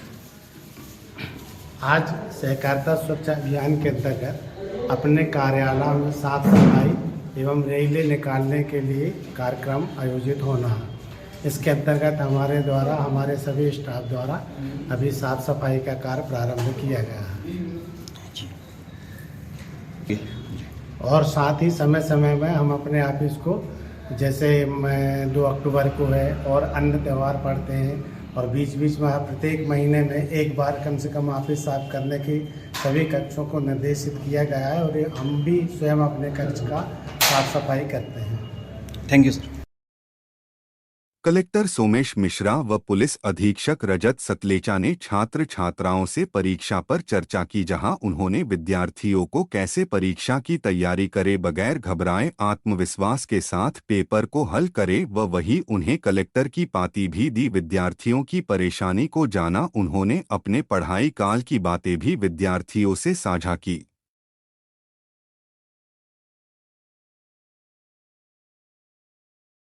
ने बहुत समग्र रूप से आपको सभी बिंदुओं पर बात कर ली है। जो सर का एक्सपीरियंस है, जो हम लोग अभी अपनी नौकरी में देखते हैं, उसको भी सर ने पूरा बता दिया। 2-3 चीज़ें और मैं जोड़ना चाहूँगा इसमें कि कई बार जैसे जो हमने एग्जाम दिए तो भाई हमें भी आगे रात में रोना आता था, रोना आता है तो रो लो। आपको थोड़ा सा वॉमिटिंग सा सेंसेशन होगा तो भी कर लो, मतलब घर परिजनों के संपर्क में रहते हुए आपको जो मानवीय स्वभाव है उसके अनुरूप ही रहेगा, उसमें डरने की जरूरत नहीं, लेकिन उसके आगे एक्सट्रीम नहीं जाना है। आपकी ये शुरुआत है, this is the beginning, and नहीं है।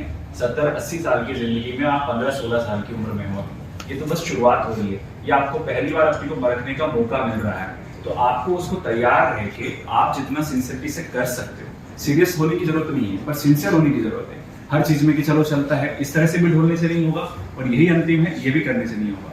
कहीं एक मिडिल पाथ आपको ढूंढना होगा। मेरे ख्याल से ज्यादातर बच्चे जो टीचर्स यहाँ पे लेके आते हैं वो टॉपर्स ही होते हैं, तो आप लोगों को तो ऑलरेडी कई चीजें पता होती है कि भाई किस तरह से आगे प्रोसीड करना है, लेकिन आपके और अन्य साथी भी होंगे। कंपटीशन हमेशा हेल्दी होना चाहिए, जो आपको आगे बढ़ने के लिए प्रेरित करे, ना कि नेगेटिव कंपटीशन कि भाई हम उसको दबा दें। अपनी लकीर लंबी करने की जरूरत है, ना कि किसी और की लकीर छोटी करनी। तो आप अभी पढ़ो, जितना आपने पढ़ लिया है वो ठीक है। अब जब आपने जो पढ़ा है कुछ चीजें आखिर समय तक आप पढ़ते रहो, लेकिन प्रेजेंटेशन आप खुद अगर किसी की कॉपी देखते हो, अपने टॉपर की कॉपी देखते हो कि तो कितनी साफ सुथरी और कितनी व्यवस्थित रहती है। कई बार कंटेंट से ज्यादा आपका प्रेजेंटेशन मायने रख जाता है। आजकल इतने बच्चे हो गए हैं कि कई बार टीचर्स भी जब कॉपी चेक करते हैं तो वो पढ़ नहीं सकते। जो ज्यादा साफ सुथरी होगी ऑब्वियसली उसको 10% एक्स्ट्रा जो प्रस्तुतिकरण करना चाहते हो उसको जितना सरल तरीके से कर सकते हो, जितना आपको आता है उसको आप अगर कम शब्दों में भी करोगे, उनको अच्छा लगेगा, पढ़ने में सब चीजें कवर हो जाएगी, तो अपने आप आपको मार्क्स ज्यादा बेहतर मिलने लग जाएंगे। तो ये चीज है कि आपने जितना पढ़ा है, अब कॉमन सेंस की तो बात है, कई चीजें लॉजिकल रीजनिंग की होती है, लैंग्वेज के सब्जेक्ट छोड़ दो, लेकिन साइंस और दूसरी सब्जेक्ट्स में जो लिटरेचर का भी होता है उसमें भी आप अगर लॉजिकल रीजनिंग बना के लिखो जो आपने नहीं पढ़ा है, सिर्फ किताबों के पढ़ने को आप वापस कॉपी पेस्ट कर दो तो वो तो कंप्यूटर भी कर सकता है। इंसान है तो आप उसके दायरे को थोड़ा और सोच के कर सकते हो। आपको सीमित नहीं रहना कि मैं तो भूल गया, आप थोड़ा सा ध्यान दो, थोड़ा सा सांस लो। एग्जाम में पर्याप्त समय रहे, आपके समय जो एग्जाम होती है उसमें पर्याप्त समय हर क्वेश्चन के लिए। आप जब प्लान करते हो शुरुआत में पेपर देख के इसमें 7 मिनट दूंगा, इसमें 8 मिनट दूंगा, तो आपके पास पर्याप्त समय, पेपर भी इसी हिसाब से सेट किया जाता है कि आपको सोचने की क्षमता हो, आप सोच सको। रटा हुआ लिखना तो मतलब आज की रिक्वायरमेंट ही नहीं। हमारे जमाने में रही होगी कि हमारे समय में कंप्यूटर सीआई इतने नहीं थे कि हम लोगों ने जो पढ़ा था उसको रटो और लिख दो और आप टॉप कर जाओ। आज की तारीख में क्वेश्चंस की वैरायटी भी चेंज हो गई है और आपके इससे जो अपेक्षित जवाब है उसकी भी जो क्वालिटी है वो भी बदल गई है। तो आपको जो आपने पढ़ा है या जो आप अभी पढ़ोगे उसको बेहतर तरीके से प्रेजेंट करना, पूरा कूल माइंडेड रहना, क्योंकि मैंने जैसे अभी बोला this is not the end, ये तो बस एक शुरुआत है। आपको धीरे धीरे एग्जाम्स में, जैसे अपन खेल खेलने जाते हैं, आप एक गेम हार जाते हो तो ऐसा तो नहीं है कि अब हार गया तो मैं कभी नहीं खेलूंगा, अगली बार आप फिर प्रयास करते हो, फिर प्रयास करते हो, हर बार आप धीरे धीरे बेहतर होते हो और इवेंचुअली आप जीतने लग जाते हो। तो एग्जाम में भी ऐसा ही है, आप एक बार प्रयास करोगे, हो सकता है अभी 6 पेपर हैं, पहला पेपर बिगड़ गया तो ये आप सोचते रहो कि पहला पेपर बिगड़ गया, पहला पेपर बिगड़ गया, तो बाकी के 5 पेपर भी बिगड़ जाएंगे। पहला पेपर बिगड़ गया, कोई बात नहीं, छोड़ दो, दूसरे पे आओ, दूसरा बिगड़ गया, तीसरे पे आओ। कहीं पर भी अंत नहीं होता, हर बार आपको मौका दिया जाता है। नई एजुकेशन पॉलिसी हो या गवर्नमेंट की जो अपेक्षाएं हैं आपको सिखाने की है, ना कि आपको पास या फेल करने की है। तो आपको भी उसी परिदृश्य के हिसाब से बदलते हुए देखना है, आपका दृष्टिकोण परिवर्तित होना है और बहुत ही पॉजिटिवली। कभी भी रोना है तो रो लो, आपको वॉमिट हो रही है तो कर लो, लेकिन इस तरह से मत करो कि अब सब कुछ समाप्त हो गया है और किसी और एक्सट्रीम स्टेप पे जाओ। अपने माता पिता से आप मिल के जाइए, उनको धोख दीजिए। जो हमारी संस्कृति है, जो हम लोग हमेशा लोगों से परिजन होते ही इसलिए हैं कि वो हमारा ख्याल रख सके। ये नहीं है कि मेरा पेपर बिगड़ गया, कैमरे में बंद कर लिया और अब रो रहा हूँ, ऐसा नहीं। माता जी के पास जाओ, भाई के पास जाओ, दोस्तों के पास जाओ, टीचर के पास जाओ। समाज का सपोर्ट सिस्टम यही होता है। भाई मानव हो तो आपको जानवरों से यही भिन्न करता है कि आपकी एक सोशल लाइफ है, तो आपकी डिपेंडेंस दूसरों के ऊपर भी है। तो सब कुछ खुद पर लेते हुए कभी भी एक्सट्रीम स्टेप नहीं लेना है, इस चीज को ध्यान रखना। बाकी सब तो चलता रहेगा।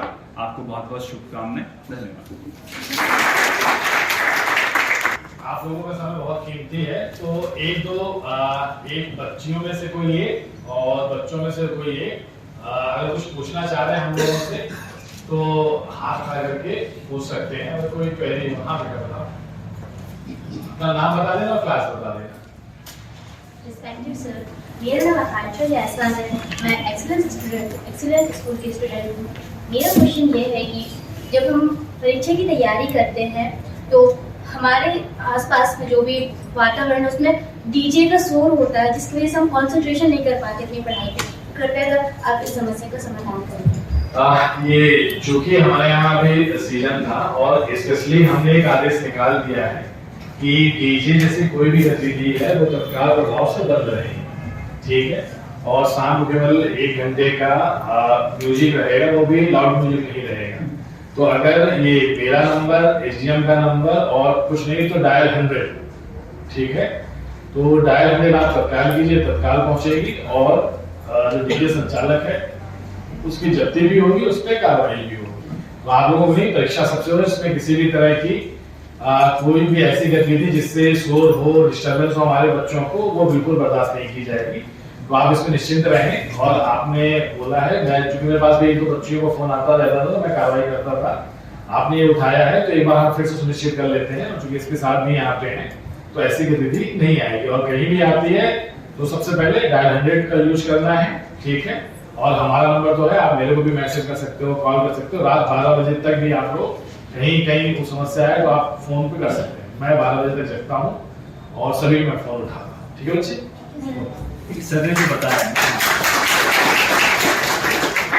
बताया ना 24 घंटे में कभी भी साउंड जो है, सिर्फ सर ने जैसा बताया कि रात्रि के बाद तो है, 10 बजे के बाद तो प्रतिबंधित है, 10 के पहले भी जो है साउंड की लिमिट है। अगर आपको दिन में भी कभी लगता है कि इस शोर की वजह से मैं नहीं पढ़ पा रहा हूँ, क्योंकि आपका जो फ्यूचर है वो बहुत जरूरी है। उनका 1 घंटे का सेलिब्रेशन जरूरी नहीं है, वो उनके लिए हो सकता है, लेकिन आपके फ्यूचर पे बहुत सारी चीजें डिपेंडेंट रहती है। आप डायल 100 करो, हम लोग डायल 100 के रेगुलर मॉनिटर करेंगे। अब एग्जाम के समय और एक्स्ट्रा मॉनिटर करेंगे। अगर आपने कंप्लेंट और जो भी आकर पार्टी ग्रहण करें और आपके माध्यम से ये सभी तक पहुंचेगी। डीपीसी महोदय साइड और चलिए समस्त विद्यार्थियों तक पहुंचेगी। चले जाइए मैडम।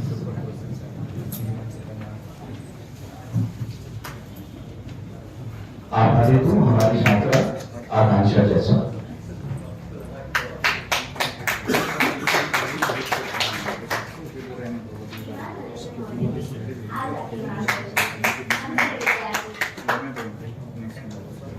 सर आभार हमारी छात्रा आपसे शुक्रिया। की लीग अभी रायपुर में चल रही, तो हर लेवल पे आप अपने फील्ड में एक्सेल करेंगे तो आपको कभी भी आय या नौकरी मतलब पैसे की कमी नहीं आएगी। बट संगीता के देख लीजिए, आज इंडिया गॉट टैलेंट से लेके इंडियन आइडल से लेके संगीत के कितने सारे हो गए। इसी तरह नृत्य की विधाओं में जो करते हैं, ठीक है, क्लासिकल म्यूजिक के भी इतने हो गए, कंसर्ट। अपने यहाँ पे देख लीजिए, अभी मैं सभी स्कूल में विशेषकर जब भी वार्षिकोत्सव होता है, एनुअल फंक्शन में जरूर जाता हूँ। तो आप एनुअल फंक्शन में देखते हैं ना कितना अच्छा स्टेज, कितनी अच्छी परफॉर्मेंस। हम लोगों के समय में बस स्टेज में जाते थे, एक गाना बोल के घर चले आते थे, डांस तो कोई कर ही नहीं पाता था, इतना घबराता था। लेकिन आजकल के बच्चे देखिए क्या टॉप क्लास परफॉर्मेंस देते हैं। ऐसा लगता ही नहीं है कि ये 9th मतलब क्लास में देख रहा था कि 1st, 2nd, 3rd के बच्चे इतने अच्छे डांस प्रेजेंटेशन दे रहे हैं। तो ये सब कॉन्फिडेंस का काम है। आपको कॉन्फिडेंस नहीं मैं कर सकता हूँ या कर सकती हूँ तो करके दिखा देंगे, और घबराना बिल्कुल नहीं है। अब कोई ये क्या नहीं अब 24 घंटे पढ़ो, 24 घंटे पढ़ो, नहीं। अब आराम से आप 12-13 घंटे जितना पढ़ना पढ़िए, गैप ले लेके पढ़िए। हर 2-3 घंटे बाद थकान होती है। हाँ, अब इस जो महीने हैं लास्ट के, सोशल मीडिया, मोबाइल, इन सबसे दूर रहिए। उनका यूज केवल जो आपको ऑनलाइन मटेरियल ये सब है, वीडियोज हैं, लेक्चर्स हैं, इनके अलावा अन्य उपयोग आप फेसबुक, व्हाट्सएप और इंस्टाग्राम और भी जो आपकी जनरेशन की है। अब ये मान चलिए कि परीक्षा के बाद, हाँ देखिए, पेरेंट्स या आपके दोस्त या टीचर ऐसा नहीं है कि आपको कोई अहित चाहते हैं, वो ये चाहते हैं कि अब आप अपना फोकस इस पे रखें। तो फोकस के लिए 10th और 12th ही सबसे मेन अपना पीरियड होता है। तो जो आप लोगों को हमने यहाँ बुलाया भी है, इसीलिए बुलाया है कि अब बस नेक्स्ट वीक से अपने बोर्ड और सब एग्जाम शुरू होने वाले हैं। तो ये आज की अंतिम घड़ी आ गई। इसलिए क्रिकेट कितने शौकीन है, तो क्रिकेट में तो स्लॉग ओवर भैया, अब लास्ट के 2 ओवर आ रहे हैं, अब चौके छक्के मारने हैं, ठीक है, अपना टारगेट सेट करना है। या अगर आप बाद में बैटिंग कर रहे हैं तो टारगेट अचीव करना है। तो बाहर कर दो जब, तो फिर आपको चीजें कॉन्फिडेंस से ही देखनी है, ठीक है। अब कोई ये कह रही है मैं लगातार पढ़ लूंगा, 24 घंटे दिन रात पढ़ लूंगा, तो वो अपनी तबीयत खराब करेगा, ठीक है। तो अब आप जैसे प्रिंसिपल से भी बात कीजिए, टीचर से बात कीजिए, दोस्तों से बात कीजिए, ठीक है। इंपॉर्टेंट क्वेश्चन पेपर भी आपको मिलते हैं, ठीक है, उनसे लीजिए। फिर आप राइटिंग स्किल्स पे ज्यादा फोकस कीजिए कि ये क्वेश्चन आएगा तो इसको मैं ऐसे रिप्रेजेंट करूंगी। तो ऐसे कर करके आपका कॉन्फिडेंस बेहतर होगा, ठीक है। और ये चिट्ठी भी मैंने केवल इसीलिए सब बच्चों के लिए लिखी है, प्रिंसिपल को दी है, और अभी आपको क्या कहते हैं इसका फॉर्म है वो भी भेज देंगे। तो इसको पढ़ के आपको ये लगेगा कि बेसिकली ये आपके कॉन्फिडेंस को बूस्टअप करने के लिए ही एक हमारा प्रयास है। क्योंकि जब हम लोग भी छोटे थे तो माँ बाप के अलावा कोई समझाने वाला नहीं रहता था। माँ बाप भी उस समय ये था कि बस पढ़ाई करो पढ़ाई करो पढ़ाई करो, केवल उस समय था कि पढ़ोगे लिखोगे, ठीक है। तो बस पढ़ने के अलावा तो आपको अपने पढ़ाई के साथ साथ डाइट, हेल्थ, फूड, ठीक है, मेडिटेशन, ठीक है। भाई आप इस समय अगर गेम्स एक्टिविटी नहीं कर सकते तो 10 मिनट का समय लेके योगा ध्यान कीजिए। इससे क्या होगा, कंसंट्रेशन बढ़ेगा, ठीक है, एंजाइटी लेवल कम होगा। और जब आप एग्जाम अच्छा समय से पहले 5-10 मिनट पहले, मतलब चलिए कि 10 से 15 मिनट पहले आपको एग्जाम हॉल में पहुंच जाना है, क्योंकि चेकिंग और अपना नंबर सीरियल ये सब देखना रहता है। फिर लास्ट मोमेंट क्या होती है, लेट पहुंचोगे तो गड़बड़ होती है। तो ये देखिए, तो उससे क्या होगा ना कि फिर एंजाइटी नहीं बढ़ेगी। अच्छा आप पहुंच गए, अपना थोड़ा सा रिलैक्स होके अपने माता पिता, ईश्वर और जिसको भी आप मानते हैं उनका ध्यान करते हुए कि अब मैं आ गई हूँ और अब मैं अपना अच्छा प्रयास करूँ, ठीक है। और देखिए पेपर सरल कठिन नहीं आता है, पेपर कठिन आएगा सबके लिए आएगा। ऐसा थोड़ी है कि रमेश के लिए कठिन आ गया, सुरेश के लिए इजी आ गया, ठीक है, या दूसरे जगह जिले में चेंज हो गया पेपर। तो पेपर ये रहता है, हमारी तैयारी लेवल उसको कठिन और सरल बनाती है। और प्रिंसिपल्स जो आए हुए हैं, टीचर्स जो आए हुए हैं, उनसे भी यही अनुरोध रहेगा कि अब बच्चों का थोड़ा सा कॉन्फिडेंस बिल्डिंग और इस तरह की जो उनसे बात करें, ठीक है, उनसे चर्चा करें कहीं कोई दिक्कत तो नहीं आ रही, बिल्कुल ईजी है, बिल्कुल टेंशन नहीं लेना है, ठीक है। तो इन सब के साथ बढ़ावा अपने दोस्तों से भी आप लोग शेयर कीजिए, क्योंकि संख्या में ज़्यादा लोग थे तो हमने केवल हेडक्वार्टर के जो लोकल हैं अपने बच्चों को यहाँ बुलाया है, और अभी भी एक दो स्कूलों में भी जाएंगे हम लोग हमारे एसपी साहब बच्चों से चर्चा करने। बस रिक्वेस्ट यही रहेगा कि डरना घबराना बिल्कुल नहीं है, ठीक है। जीवन का जो 10th वाले हैं उनका ये पहला पड़ाव है, और जो 12th वाले बच्चे हैं ये मान चलिए इन्होंने 10वीं में इस पड़ाव को एक बार देखा, ठीक है। तो 12वीं में घबरा दीजिए, तो मैं एक बार किया था बोर्ड, तो इस बार भी क्रैक कर लूँगी, ठीक है। और जो 10th में आपकी कमियाँ रह गई उनको सुधारते हुए 12th में अच्छे मार्क्स लाने हैं अपने। तो मेरी तरफ से आपको यही कहना है। अब एसपी साहब से भी कहूँगा कि एक बार आप सभी थोड़ा सा मोटिवेशन दें आपको। जैसा कि आप सभी जानते हैं कि अब बोर्ड परीक्षाएं प्रारंभ होने वाली हैं, तो आज ज़िले में सभी हाई स्कूल और 12th के एग्ज़ाम देने वाले सभी बच्चों को कलेक्टर की ओर से कलेक्टर का शुभकामना संदेश के रूप में कलेक्टर की पाती इनके प्राचार्यों के माध्यम से सभी स्कूलों को भेजी जा रही है। इसका मुख्य उद्देश्य ये है कि जो हमारे बच्चे बोर्ड परीक्षाओं में भाग ले रहे हैं वो तनाव रहित वातावरण में बिना किसी दबाव के अपनी परीक्षा दे सकें और अच्छे से अच्छे नंबर लाकर अपने ज़िले का नाम पूरे उत्कृष्ट करें राज्य में। और हम ये चाहेंगे कि हमारे बच्चे जो कि अंतिम समय में थोड़ा सा घबराते हैं परीक्षा के देने के लिए, उनमें किसी भी तरह का दबाव तनाव ना रहे और वो एक अच्छे स्वस्थ तरीके से पूरे प्रयास से परीक्षा दे सकें। यही प्रशासन का प्रयास है और यही एक पहल है। धन्यवाद। थैंक्स। क्या नाम है आपका? सपना कुशवाहा, एक्सीलेंस स्कूल से। एक्सीलेंस स्कूल से हैं आप। कैसा लगा आज कलेक्टर साहब से चर्चा हुई, आपको कैसी तैयारी करेंगी आप? अच्छा लगा सर, बहुत अच्छा लगा और सर ने बहुत अच्छी चीज़ें बताई। पढ़ाई पर बस कॉन्सेंट्रेट रखना, अपने फोकस करना अपने लक्ष्य पर, बस इतना बोलना चाहूँगी। क्या नाम है आपका? सर मेरा नाम प्रियंका धुर्वे है। आज जैसा कि आपकी कलेक्टर साहब से एसपी साहब से चर्चा हुई है, कैसी क्या तैयारी करेंगी अब आप? सर मैं रोज जो पढ़ाई करूंगी उसको रोज रिवीजन भी करूंगी, और सर ने यही बताया कि हमें अपना मन शांत रखना चाहिए, जिससे यह हम जो याद करते हैं वो हम भूल ना सके। और हमें परीक्षा देते समय डरना नहीं चाहिए, क्योंकि वह जो हमारी परीक्षा है वह अभी हमारे वह जीवन का जितना संघर्ष करेंगे तो हम अपनी परीक्षा में लिख सकेंगे। धन्यवाद जी। आप बताइए आपको कैसी तैयारी करेंगे? सर मेरा नाम अर्णव स्कूल है। जैसे कि सर ने हमें परीक्षा की चर्चा में बताया कि हमें अभी ये हमारा पहला पड़ाव है, जैसे 10वीं का हमारा पहला पड़ाव, फिर हम 12th में जाएंगे तो हमारा ये दूसरा पड़ाव होगा। तो इस पड़ाव में हमें किसी भी प्रकार की घबराहट नहीं होना चाहिए, और जैसे हमें क्लासेस में शिक्षा क्रम पाठ जो है उनका हमें अच्छे तरीके से रिविज़न करना है, ताकि हम अपनी परीक्षा में अच्छे अंक प्राप्त कर सकें और अपने अभिभावकों को चलिए आप बताइए क्या नाम है आपका? सर मेरा नाम मिताली खुसरे है। सर जैसे कलेक्टर महोदय सर ने बताए हैं कि परीक्षा की तैयारी की चर्चा में हमें बहुत कुछ बताया, उन्होंने बहुत सुनकर बहुत अच्छा लगा।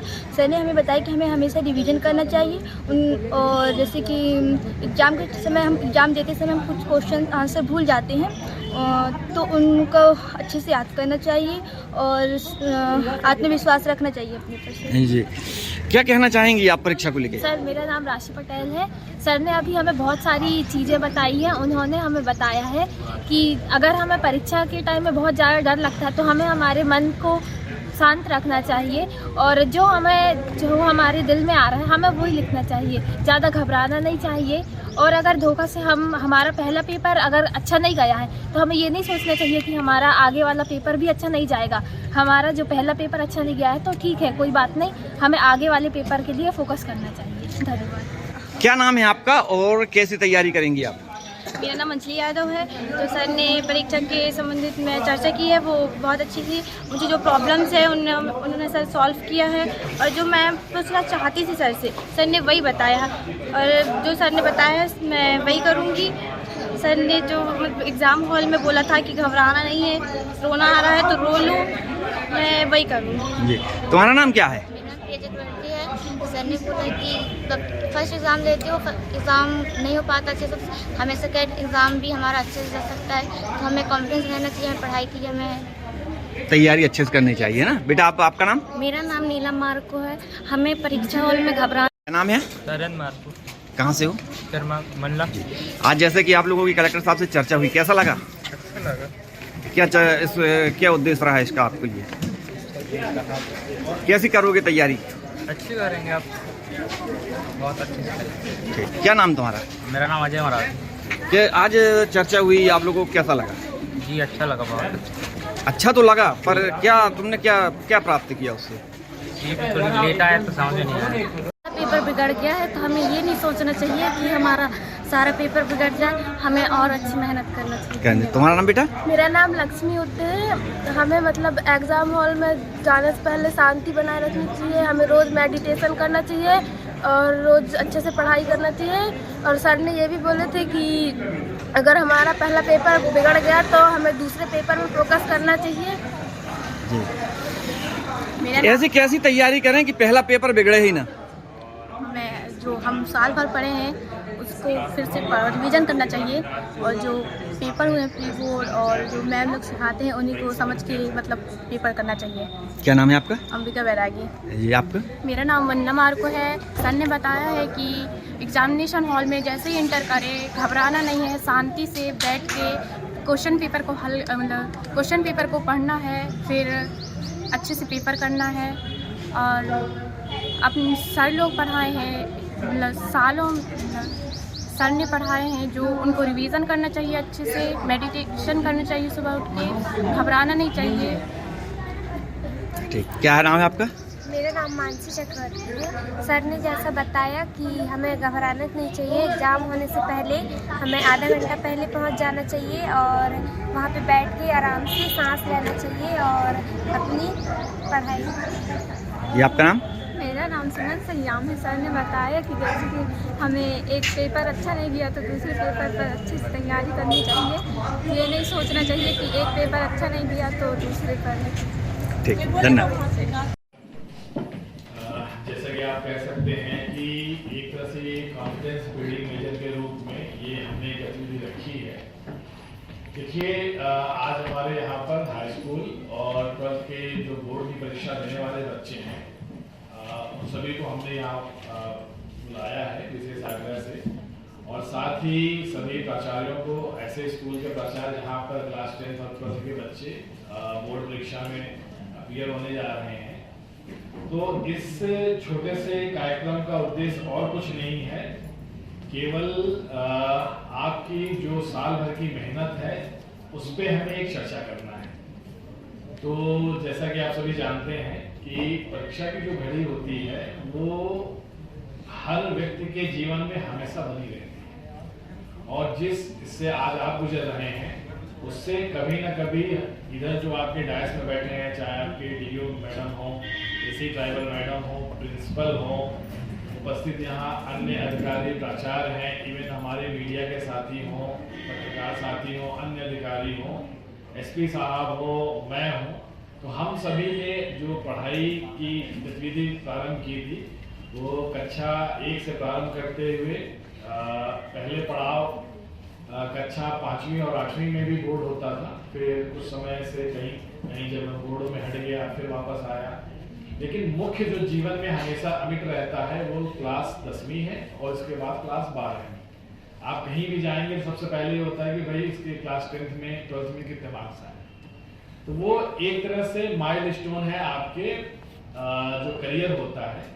और ये माना जाता है कि अगर बच्चा क्लास 9 से सीरियस हो जाता है तो वो अपने जीवन का सेट किसी न किसी तरह अच्छी दिशा में कर लेता है। तो क्लास 9, 10, 11, 12 ये 4 साल आपके जीवन के बहुत महत्वपूर्ण अवसर होते हैं, और इसमें जो छात्र छात्रा संभल गए तो वो आगे के जीवन में मतलब कुछ भी हो जाए, कोई भी बाधाएं, हमेशा सफल होते हैं। और अच्छा, परीक्षा एक ऐसी चीज होती है और उसमें भी बोर्ड परीक्षा से तो डर लगता ही डर लगता है, और बोर्ड हो जाती है थोड़ा सा और घबराहट शुरू हो जाती है, तो दूसरी जगह जाना रहेगा, सेंटर दूसरा रहेगा, कड़ाई रहेगी, तो वो ये नहीं रहेगी। तो इसमें बस अनुभव ये रहता है कि केवल आपके कॉन्फिडेंस का पूरा खेल है। आप देखिए, ऐसा नहीं है कि अब आप 15 दिन में 10 दिन में पढ़ाई पूरी कर लेंगे। आपने साल भर जो पढ़ा है वो धीरे धीरे आपके अवचेतन मस्तिष्क में कहीं ना कहीं इकट्ठा होता रहे, और जैसे जैसे परीक्षा आती है, इवन मेरा भी अनुभव था, एसपी साहब भी अभी आपसे चर्चा करेंगे, या जितने भी अभी हमारे डिप्टी कलेक्टर साहब अभी सिलेक्ट होके आए हैं, तो जब हम प्री देने जाते हैं, मेंस देने जाते हैं, इंटरव्यू, तो हमेशा ही लगता है यार कुछ याद नहीं, कितना पढ़े तो कुछ नहीं याद है, मतलब हमेशा ही लगता है। फिर जब आप परीक्षा हॉल में बैठते हो, सबको देखते हो, कॉन्फिडेंस नहीं ये तो मैं कर ही लूंगा। फिर जब प्रश्न पत्र देखते हो तो थोड़ा सा कॉन्फिडेंस आता है, ये तो पढ़ा हुआ है, ठीक है। तो क्योंकि देखिए आपके साल भर का निचोड़ है, तो जैसे परखनली देखी है ना सबने, तो भाई वो वाली जो पहले प्राचीन जमाने में चलती थी, अब तो वो केरोसिन वगैरह नहीं आती, तो पहले कुप्पी आती थी, वो फनल शेप की रहती थी, उसके बाद ऐसे। तो जीवन आपका फनल शेप का है, आपने साल भर इतनी पढ़ाई की है, अब 3 घंटे में मतलब इसको निभाना इस 3 घंटे के अंदर है। तो ऐसा नहीं है कि आपके पूरे उसको ये वास्तव में कर पाएगा, कई बार होता है किसी तबीयत खराब हो जाती है। तो आपको परीक्षा में जब बैठना है तो इस पूरे उत्साह और उसके साथ भी भाई नहीं, मैंने आप देखिए अपने लिए आप सकते हैं, आप अपनी समीक्षा स्वयं कर सकते हैं, अपने माता पिता टीचर को भले ही लगे कि बच्चा बहुत पढ़ रहा है या नहीं पढ़ रहा है, लेकिन आप अंदर से जान रहे हैं कि आपकी तैयारी, मतलब आप अपना आईना खुद है, अपने आईने से झूठ नहीं बोल सकते। तो आपने क्या तैयारी की है, अब लास्ट 1 हफ्ते पढ़ने ना पढ़ने से कोई फर्क नहीं पड़ता है ज्यादा। अब ये है कि आपने जो साल भर पढ़ा है उसको बस रिवीजन कीजिए और कॉन्फिडेंस ये लाइए कि हाँ परीक्षा में जब मैं बैठूंगा या बैठूंगी तो इसको मुझे ऐसे सॉल्व करना है, ये राइटिंग मुझे अपनी सुंदर से, अब प्रस्तुतिकरण पे आपको ध्यान देना है, ठीक है, कि जितनी अच्छी राइटिंग प्रस्तुतिकरण रहेगा, साफ सुथरी रहेगी, तो नंबर मिलने के चांसेस अब आपके बढ़ते जाएंगे। और अब आजकल साइंटिफिक स्टेप मार्किंग टाइप की होने लगी है, तो हम लोगों में तो जब हम लोग छोटे थे तो यूपी बोर्ड में 60% का मतलब है, अगर 60% बच्चे के आ गए तो मतलब बहुत एक्स्ट्रा ऑर्डिनरी ब्रिलियंट होता था, 65 में टॉपर खत्म हो जाता था। लेकिन आज 90%, 95, 98 तक जाते हैं। तो आपका नॉलेज बढ़ा है, स्किल लेवल बढ़ा है, साथ ही साथ कंडीशन बढ़ गया। भाई हमारे घर 90 बच्चा था, 70 ला देता था तो पूरा स्टेट टॉप कर जाता था। अब ये है कि 96 पे भी क्या पता केवल जिला टॉपर रहे, स्टेट 98, 99 चला जाए। तो मेहनत भी बहुत करनी है और तरीके से अपनी चीजों को व्यवस्थित करना है, और केवल तनाव बिल्कुल नहीं लेना है। ऐसा नहीं कि केवल पढ़ाई पढ़ाई पढ़ाई हम करते जा रहे हैं और अपनी तबीयत खराब कर ली है। कई बार होता है ना लास्ट में एंजाइटी जैसे कि पेट में गुड़गुड़ होती है, टेंशन रहता है, ठीक है, तो ये सब बिल्कुल नहीं लेना है, क्योंकि आपकी साल भर की मेहनत आपके जरा से तनाव और ये लेने से, घबराहट से पूरा साल भर की मेहनत खराब हो जाएगी। एकदम स्वस्थ रहना है नहीं, जैसे आपने 8th दिया था, 9th एग्जाम दिए थे, प्लस स्कूल में आपके क्वार्टरली, हाफ ईयरली ये सब चलते हैं, वैसा ही ये एक एग्जाम है, बस इसको सेंटर पे जाके दूसरी जगह जाके अच्छे से करना है। तो आपने तैयारी की है तो भाई नकल का करना है नहीं, हमने खुद किया है, तो नकल जैसी पद्धतियों से दूर रहना है। तो जब हमें खुद अपनी तैयारी करनी, तो चाहे आप यहाँ बैठ के एग्जाम ले लो, चाहे दूसरे सेंटर पे ले लो, चाहे शहर के बाहर ले लो, जहां भी लो, मुझे आता है तो मैं करके दिखा दूंगा, ठीक है। तो और कहा भी गया है कि भाई नर हो ना निराश करो मन को, मन निराश हो गया, मन के हारे हार है, मन के जीते जीत। तो बस देखो आप सब लोगों को सब पता ही, हम लोगों को ये सब भी नहीं पता था, कोई बताने वाला नहीं था। और अभी आप देख रहे हैं कि माननीय प्रधानमंत्री जी भी बच्चों से विशेषकर परीक्षा के समय क्यों चर्चा करते हैं, इसलिए चर्चा करते हैं कि आपकी जो मेंटल स्टेबिलिटी है, क्योंकि ये केवल चरण है, एक पड़ाव है आपके जीवन का। ऐसा नहीं कि 10th के बाद दुनिया 11th में गए बदल जाएगी, 10th के बाद फिर 12th के एग्जाम होगा, 12th के बाद आप ग्रेजुएशन में जाएंगे, इंजीनियरिंग, डॉक्टरी, सीए, जो भी आप फील्ड का चयन करेंगे उसमें ग्रेजुएशन की डिग्री लेंगे, फिर कुछ लोग पोस्ट ग्रेजुएशन में जाते हैं, फिर कुछ लोग नौकरी में जाते हैं, कुछ लोग रोजगार में जाते हैं, कुछ लोग प्राइवेट में जाते हैं, तो सबकी अपनी अपनी वो रहती हैं। तो जिस फील्ड को आप चयन करो, कुछ लोग खेल, मनोरंजन, कला, अभिव्यक्ति, आजकल आप देख रहे हैं कि गेम्स में भी कितने, भाई हम लोगों के समय केवल क्रिकेट नेशनल टीम खेलती थी, अब आजकल IPL 50